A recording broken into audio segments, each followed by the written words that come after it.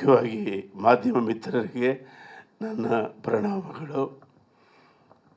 ನಾನು ಬಹಳ ಖುಷಿಯಿಂದ ಈ ನನ್ನ ಮಿತ್ರರ ಈ ಸಾಹಸದ ಈ ಚಿತ್ರದ ಟೈಟಲನ್ನು ಲಾಂಚ್ ಮಾಡಿದ್ದೀನಿ. ಭಾಳ ಖುಷಿಯಿಂದ ಮಾಡಿದ್ದೀನಿ ನಾನು ಅದನ್ನು. ಯಾಕೆಂದರೆ ಇವತ್ತು ನಾನು ಇಲ್ಲಿ ಬಹಳ ಉತ್ತಮ ಮಟ್ಟದ ಅಕಾಡೆಮಿಕ್ ಲೆವೆಲಲ್ಲಿ ಒಂದು ಗೌರವ ಪಡೆದಿದ್ದೀನಿ. ಅಂದರೆ ಇವರ ಚಿತ್ರದ ಒಂದು ಹಾಡಿಂದ, ಭೂಮಿ ಬಣ್ಣದ ಬುಗುರಿ ಹಾಡು ಕೇಳಿದ್ದೀರಿ ನೀವು, ಉದಯ್ ಶಂಕರ್ ಕನಸದು. ನನ್ನ ಒಂದು ಹಾಡು ಯಾವುದಾದ್ರೂ ಪಠ್ಯದಲ್ಲಿ ಬರಬೇಕು ಅನ್ನೋದು ಉದಯ್ ಶಂಕರ್ ಅವ್ರ ಕನಸಾಗಿತ್ತು. ಅವರು ಯಾವಾಗಲೂ ನನಗೆ ಹೇಳೋರು, ನಮ್ಮದೊಂದು ಪದ್ಯ ಒಂದು ಪಠ್ಯ ಆಗಲಿಲ್ವಲ್ರಿ ಅಂತ. ನನಗೆ ಗೊತ್ತಿರಲಿಲ್ಲ ನನ್ನ ಪದ್ಯ ಒಂದು ಪಠ್ಯ ಆಗುತ್ತೆ ಅಂತ. ಆ ಪಠ್ಯ ಇವರಿಗೆ ಸೇರಿದ ಒಂದು ದೊಡ್ಡ ಕೊಡುಗೆ ಅದು. ಸೊ ಅಂಥ ಮಿತ್ರರ ಈ ಸಾಹಸಕ್ಕೆ ನಾನು ಶುಭಾಶಯ ಕೋರ್ತೀನಿ. ಈ ಕಲೆ ಅನ್ನೋದನ್ನು ಕನ್ಯೆ ಅಂತಾರೆ. ಕಲೆ ಯಾವಾಗಲೂ ಕನ್ಯೆಯಾಗೇ ಇರ್ತಾಳೆ. ಅವಳಿಗೆ ವಯಸ್ಸಾಗಲ್ಲ, ಮುಪ್ಪಿಲ್ಲ, ಸುಕ್ಕಿಲ್ಲ. ಆ ಕಲೆ ಅನ್ನೋ ಕನ್ಯೆ ನಮ್ಮನ್ನು ಯಾವತ್ತೂ ಜೀವಂತಿಕೆಯಿಂದ ಇಟ್ಟಿರ್ತಾಳೆ. ಹಾಗೆ ಬದುಕು ಅನ್ನೋದು ಕೂಡ ಒಂದು ವೀರತ್ವ ತುಂಬಿದ ಒಂದು ಇತಿಹಾಸ. ಅದು ಒಂದು ಕಡೆ ಕಲೆ ಕನ್ಯೆ ಆದರೆ, ಬದುಕು ವೀರತ್ವದ ಸಮೂಹ.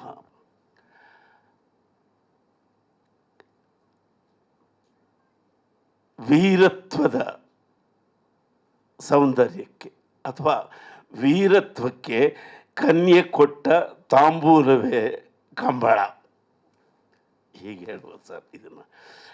ಈ ಕಂಬಳ ಅನ್ನೋದು ಒಂದು ವೀರತ್ವದ ಹೆಗ್ಗುರುತು. ಅದಕ್ಕೆ ಜೀವಂತಿಕೆ ಕೊಡೋದು, ಕಲೆ ಹಾಕ್ಸೋದು ಒಂದು ದೊಡ್ಡ ವಿಷಯ. ಅದು ಆ ಕೆಲಸವನ್ನು ರಾಜೇಂದ್ರ ಸಿಂಗ್ ಬಾಬು ಅವರು ಮಾಡಿದ್ದಾರೆ. ನನ್ನ ಪಕ್ಕದಲ್ಲಿ ಕೂತಿರುವ ಈ ರಾಜೇಂದ್ರ ಸಿಂಗ್ ಬಾಬು ಒಂದು ಭೂತ ಮತ್ತು ವರ್ತಮಾನದ ಇತಿಹಾಸ, ಒಂದು ಭವಿಷ್ಯಕ್ಕೆ ಕೊಡುಗೆಗಳನ್ನು ಕೊಡ್ತಕ್ಕಂಥ ಸ್ಫೂರ್ತಿ ಇರೋ ವ್ಯಕ್ತಿ. ಚಿತ್ರರಂಗ ಈ ಪರಂಪರೆಯಲ್ಲಿ ಬೆಳೆದಂಥ ಅತಿ ದೊಡ್ಡ ತಂತ್ರಜ್ಞ ಅವರು. ಅಂದರೆ ಇನ್ಫಾರ್ಮೇಷನ್, ಎಲ್ಲ ಡೈರೆಕ್ಟರ್ಸು ಇನ್ಫಾರ್ಮೇಷನ್ ಕೊಡ್ತಾರೆ. ಆದರೆ ರಾಜೇಂದ್ರ ಸಿಂಗ್ ಬಾಬು ಅವರು ಕೈಗೆತ್ತಿಕೊಂಡ ಚಿತ್ರಕ್ಕೆ ಕೊಡುವ ಇನ್ಫಾರ್ಮೇಷನ್ ಇದೆಯಲ್ಲ, ಒಂದು 10 ಚಿತ್ರಗಳಿಗೆ ಬೇಕಾಗುವಷ್ಟು ಇನ್ಫಾರ್ಮೇಷನ್ನ ಅವರು ತಂತ್ರಜ್ಞರು ಒದಗಿಸ್ತಾರೆ. Is most informative director. ಅಷ್ಟು ಇನ್ಫಾರ್ಮೇಷನ್ ಕೊಡ್ತಕ್ಕಂಥ ಡೈರೆಕ್ಟ್ರು ಸೌತ್ನಲ್ಲಿ ಎಲ್ಲೂ ಇಲ್ಲ ಅಂತ ನನ್ನ ಭಾವನೆ. ಸೊ ಹಾಗಾಗಿ ಅದಕ್ಕೆ ಈ ಕಂಬಳ ಅನ್ನುವ ಈ ದೇಸಿ ಆಟಕ್ಕೆ ಅವರು ಎಲ್ಲ ಕೋನಗಳಿಂದ ಅದನ್ನು ನೋಡಿದ್ದಾರೆ. ಅದೇ ಇದರ ವಿಶೇಷ. ಅದಕ್ಕೆ ಈ ಚಿತ್ರಕ್ಕೆ ಎಲ್ಲ ಮಜಲುಗಳು ಗೊತ್ತಾಗಿದೆ. ಮುಖ್ಯವಾಗಿ ವಿಜಯಕುಮಾರ್ ಕೊಡಿಯಾಲ್ ಬಾಯ್ಲು ಅವ್ರಿಗೆ ನಾನು ಸ್ವಾಗತ ಕೋರ್ತೀನಿ. ಯಾಕೆಂದರೆ ಇವತ್ತು ಚಂದನವನದಲ್ಲಿ ಕರಾವಳಿಯವರದೇ ಪ್ರಭಾವಳಿ ಅಲ್ಲವೇ? ಕರಾವಳಿಯವರದೇ ಪ್ರಭಾವಳಿ. ಕರಾವಳಿಯವರು ಚಂದನವನಕ್ಕೆ ಪ್ರವೇಶ ಕೊಟ್ಟಾಗಿಂದ ಪ್ರೊಡಕ್ಷನ್ನಲ್ಲಿ ತುಂಬ ಸಿಸ್ಟಮ್ ಬಂದಿದೆ. ಆ್ಯಕ್ಚುಲಿ ಅಲ್ಲಿ ಸ್ಕ್ರಿಪ್ಟಿಂಗು, ಪ್ರೋಗ್ರಾಮಿಂಗು, ಬಡ್ಜೆಟಿಂಗು ಪ್ಲಸ್ ಮಾರ್ಕೆಟಿಂಗು ಇದನ್ನು ಕಲಿಸಿಕೊಟ್ಟವರೇ ಪ್ರಭಾವಳಿ ಕರಾವಳಿಯವ್ರದ್ದು.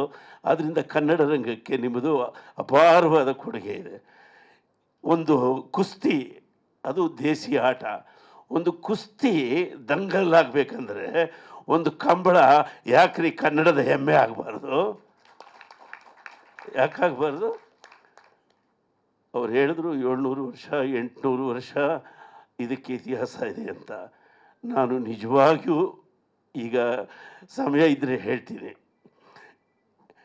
ಇದೇ ವೇದಿಕೆಯಲ್ಲಿ ನಮ್ಮ ನಾಡಿನ ಅತಿ ದೊಡ್ಡ ಸಂಶೋಧಕ, ಇತಿಹಾಸಕಾರ, ಪ್ರಾಕ್ತನ ತಜ್ಞ ರವಿ ಕೋರಿ ಶೆಟ್ಟರ್ ಅವರಿಗೆ ನಮ್ಮ 5ನೇ ಸಂಸ್ಥೆಯಿಂದ ಚಿನ್ನದ ಪದಕವನ್ನು ಕೊಟ್ವಿ ಇಲ್ಲಿ ಇದೇ ವೇದಿಕೆಯಲ್ಲಿ. ಆಗೆಲ್ಲ ಹೇಳಿದರು ಹಂಸಲೇಖನಿಗೂ ಇತಿಹಾಸಕ್ಕೂ ಏನು ಸಂಬಂಧ ಅಂತ. ನನಗೆ ಅವರು ಒಂದು ಮಾಹಿತಿ ಕೊಟ್ಟರು. ಏನು ಅಂದರೆ ಈರುಳ್ಳಿಗಾಸ್ ಎಲ್ಲಿದ್ದಾರೆ? ಮಂಡ್ಯದಲ್ಲಿದ್ದಾರೆ ಮತ್ತು ನೀಲಗಿರಿಯಲ್ಲಿದ್ದಾರೆ. ಮಂಡ್ಯದಿಂದ ನೀಲಗಿರಿಯವರೆಗೂ ಈರುಳ್ಳಿಗಿರಿದ್ದಾರೆ ಅಂದರೆ ಅವರಿಗೆ ಒಂದು ಪ್ರಯಾಣ ಇದೆ ಇಲ್ಲಿಂದ ಅಲ್ಲಿವರೆಗೂ. ಅವರು ಯಾರು ಅಂದರೆ ಅವರಿಗೆ DNA ಇದೆ. ಆ DNA ಈರುಳ್ಳಿಗರು ಯಾರು ಅಂತ ಹೇಳುತ್ತೆ. ಅವರು ಪೂಜೆ ಮಾಡೋದು ಕೋಣನನ್ನು. ಈ ಈರುಳ್ಳಿಗರೆಲ್ಲ ಪೂಜೆ ಮಾಡೋದು ಕೋಣನನ್ನು. ಯಾಕೆ ಕೋಣನನ್ನು ಪೂಜೆ ಮಾಡ್ತಾರೆ ಅಂದರೆ ಅವರು ಬಂದದ್ದೇ ಹರಪ್ಪ ಮೊಹೆಂಜೊದಾರೋ ಸಂಸ್ಕೃತಿಯಿಂದ. ಹರಪ್ಪ ಮೊಹೆಂಜೊದಾರೋ ಸಂಸ್ಕೃತಿಯಲ್ಲಿ ಎಕ್ಸ್ಕವೇಷನ್ ಮಾಡಿದ DNA ಈರುಳ್ಳಿಗರಿದ್ದಾರೆ, ಬಡಗರಿದ್ದಾರೆ, ಇನ್ನೂ ಬಹಳ ಜನ ಇದ್ದಾರೆ. ಆದರೆ ಈ ಕೋಣನನ್ನು ಆರಾಧಿಸುವ ಸಂಸ್ಕೃತಿ 7000 ವರ್ಷಗಳಿಗೆ ಹೋಗುತ್ತೆ. ಇದು ಇದರ ಇತಿಹಾಸ. ವಿಜಯ್ ಕುಮಾರ್ ಅವರು ನಾನು ಹೇಳಿದ ಮಾತನ್ನು ಚೂರು ತಲೆಗೆ ಹಾಕ್ಕೊಂಡು ಹರಪ್ಪ ಮೊಹೆಂಜೊದಾರೋ ಅಲ್ಲಿ ಯಾಕೆ ಕೋಣ ಇದ್ದ, ಯಾಕೆ ಪಶುಪತಿಯ ಸುತ್ತಲೂ ಕೋಣಗಳಿದ್ದಾವೆ, ಯಾಕೆ ಅಲ್ಲಿ ಗೂಡು ಇದೆ, ಒಂಚೂರು ಯೋಚನೆ ಮಾಡಿ ನೋಡಿ. ಇದು ಈ ಕಂಬಳ ಇದರ ಮೂಲ 7000 ವರ್ಷಗಳ ಹಿಂದಕ್ಕೆ ಹೋಗುತ್ತೆ. ಆದ್ದರಿಂದ ಜನಪದಕ್ಕೆ ಸಾವಿಲ್ಲ, ನಾಗರಿಕತೆಗಳಿಗೆ ಸಾವಿದೆ, ನಗರಗಳಿಗೆ ಸಾವಿದೆ, ಜಾನಪದಕ್ಕೆ ಸಾವಿಲ್ಲ.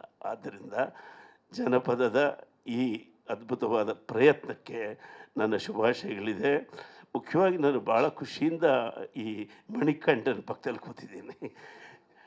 ಮ್ಯೂಸಿಕ್ ಡೈರೆಕ್ಟರ್ಗಳು ಮ್ಯೂಸಿಕ್ ಕಲ್ತಿರಬೇಕು. ಮ್ಯೂಸಿಕ್ ಕಲಿತು ಅದನ್ನು ಉಳಿಸ್ಕೊಳ್ಳುವ ಬದ್ಧತೆಯನ್ನು ಇಟ್ಕೊಳ್ಬೇಕು. ಇವೆರಡೂ ಮಾಡಬೇಕಂದ್ರೆ ಅವ್ರಿಗೆ ಮಾರ್ಕೆಟಿಂಗ್ ಗೊತ್ತಿರ್ಬೇಕು. ಈಗಿನ ಕಾಲದಲ್ಲಿ ರಾಜನ್ ನಾಗೇಂದ್ರ ಅವರಿದ್ದರು, ಎಲ್ಲ ಕಲ್ತಿದ್ರು, ಅವರು ಎಲ್ಲ ಮಾಡ್ತಿದ್ರು, ಆದರೆ ಮಾತಾಡ್ತಿರ್ತಿರಲಿಲ್ಲ. ಅಲ್ಲಿನ ಮ್ಯೂಸಿಕ್ ಡೈರೆಕ್ಟರ್ಸ್ ಯಾರಿಗೂ ಮಾತಿರಲಿಲ್ಲ. ಅದಕ್ಕೆ ಅವರು ಪಾಪ ಬಯಲಿಗೆ ಬರಲಿಲ್ಲ. ನನ್ನಿಂದ ಶುರುವಾಗಿದೆ ಅದು. ನಾನು ಮಾತು ಆಡ್ತೀನಿ, ಎಲ್ಲ ಕೆಲಸ ಮಾಡ್ತೀನಿ. ಆದರೆ ಈಗಿನ ಕಾಲಕ್ಕೆ ಮಾತು ಬಲ್ಲ, ಸಂಗೀತ ಕಲಿತ ಒಬ್ಬ ಪ್ರತಿಭಾವಂತ ಮ್ಯೂಸಿಕ್ ಡೈರೆಕ್ಟರ್ ಕನ್ನಡದಲ್ಲಿದ್ದಾನೆ ಅನ್ನೋದೇ ನನ್ನ ಹೆಮ್ಮೆ. ಹೌದು, ಮೊದಲಾದರೆ ಯಾವುದೇ ಕಾರ್ಯಕ್ರಮಗಳಿಗೆ ವಾತಾಪಿ ಗಣಪತಿಂ ಭಜೆ ಅನ್ನೋದೇ ಆರಂಭ ಗೀತೆ ಆಗಿರೋದು. ಅದಾದಮೇಲೆ ಆರಂಭಕ್ಕೆ ಗೀತೆಯೇ ಇರಲಿಲ್ಲ. ಇವತ್ತು ಪ್ರತಿ ಕಾರ್ಯಕ್ರಮಕ್ಕೆ ಒಂದು ಆರಂಭದ ಸಂಗೀತ ಇದೆ ಅಂದರೆ ಅದು ಅವರ ತಂದೆಯರ ಕೊಡುಗೆ. ನಮ್ಮ ಪ್ರವೀಣ್ ಗೋಡ್ಖಿಂಡಿ ಮತ್ತು ಅವರಿಬ್ಬರು ಸೇರಿ ಮಾಡಿದಂಥ ಅದ್ಭುತವಾದ ಸಂಯೋಜನೆ ಇವತ್ತು ಪ್ರತಿ ಕಾರ್ಯಕ್ರಮದ ಗಣಪತಿಯ ಕಾರ್ಯಕ್ರಮವಾಗಿದೆ. ಆದ್ದರಿಂದ ಅಷ್ಟು ಗಿಫ್ಟೆಡ್ ಫ್ಯಾಮಿಲಿಯಿಂದ ಬಂದಂಥ ಮಣಿಕಂಠ ಈ ಚಿತ್ರಕ್ಕೆ ಒಳ್ಳೆಯ ಕೆಲಸ ಮಾಡಿದ್ದಾರೆ. ಅದು ಗೊತ್ತಿಲ್ಲದಂಗೆ ಆತ ತುಳುವ ಅಂತ ಒಂದು ಶಾರ್ಟ್ ಇದೆ, ಹೌದಾ? ಅದು ನಿಮಗೂ ಗೊತ್ತಿಲ್ಲ, ಅವ್ರಿಗೂ ಗೊತ್ತಿಲ್ಲ, ನನಗೆ ಈಗ ಗೊತ್ತಾಯಿತು. ತುಳುವ ಅಂತ ಒಂದು ಕೋಣವನ್ನು ಹಿಂಗಂತಾರೆ. ನನಗೆ ಹರಪ್ಪ ಮೊಹೆಂಜೊದಾರೋ ಜ್ಞಾಪಕ ಬಂತು. ಅಂದರೆ ನಿಮ್ಗೆ ಗೊತ್ತಿಲ್ಲದಂಗೆ ಮಾಡಿದ್ದೀರಿ. ಜನಪದ ಅನ್ನೋದು ನಮ್ಮ ಜೀನ್ಸಲ್ಲಿರುತ್ತೆ. ಅದು ಇಂಟ್ಯೂಷನಲ್ ಆಗಿ ನಮಗೇನೋ ಮಾಡಿಸುತ್ತೆ. ಅಲ್ಲೆಲ್ಲ ಸುತ್ತಾಕ್ಸಿ ನೀವು ತುಳುವ ಅಂದರೆ ಒಂದು ಕೋಣ ಬಂತು. ಕೋರಿ ರವಿ ಶೆಟ್ಟರ್ ನೋಡಿದ್ರೆ ಇದು ವಿಜ್ಞಾನ ಅಲ್ಲ, ಇದು ಸುಜ್ಞಾನ ಅಂತಾರೆ. ಸೊ ಹಾಗಾಗಿ ಈ ಚಿತ್ರಕ್ಕೆ ಯಶಸ್ಸನ್ನು ಕರಾವಳಿ ಜನ ತಂದು ಕೊಟ್ಟೇ ಕೊಡ್ತಾರೆ, ನನಗೆ ಗೊತ್ತಿದೆ. ಕರಾವಳಿಯಲ್ಲಿ ಇದು ಅದ್ಭುತವಾದ ಯಶಸ್ಸನ್ನು ಗಳಿಸುತ್ತೆ. ಕನ್ನಡಿಗರು ಇದನ್ನು ನೋಡೋದಕ್ಕೆ ಮಾಧ್ಯಮದವರು ನೆರವಾಗಬೇಕು. ಇದಕ್ಕೆ ಹೆಚ್ಚು ಒತ್ತನ್ನು ಕೊಟ್ಟು ಈ ಚಿತ್ರವನ್ನು ನೋಡುವಾಗ ಮಾಡಬೇಕು ಅಂತ ನಾನು ವಿನಂತಿಸ್ಕೋತೇನೆ. ಈ ವೇದಿಕೆಯಲ್ಲಿ ಮುಖ್ಯವಾಗಿ ಹೇಳಲೇಬೇಕಾದೇನು ಅಂದರೆ ನಮ್ಮ ಘನ ಸರ್ಕಾರ ಎಷ್ಟೆಷ್ಟೋ ಗ್ಯಾರಂಟಿಗಳು ಕೊಡ್ತಾ ಇದೆ. ಅವ್ರು ಕೊಡೋದು ಎಲ್ಲ ವಿಷಯಕ್ಕೂ ಒಂದು ಗ್ಯಾರಂಟಿ ಹೆಸರು ಕೊಡ್ತಾ ಇದ್ದಾರೆ. ನಮ್ಮ ಚಂದನವನಕ್ಕೆ ಸಬ್ಸಿಡಿ ಗ್ಯಾರಂಟಿ ಕೂಡ ಕೊಡಲಿ ಅಂತ ನಾನು ಕೇಳಿಕೊಂಡು ಇದಕ್ಕೆ ಒಳ್ಳೆಯದನ್ನು ಕೋರ್ತೀನಿ. Thank you.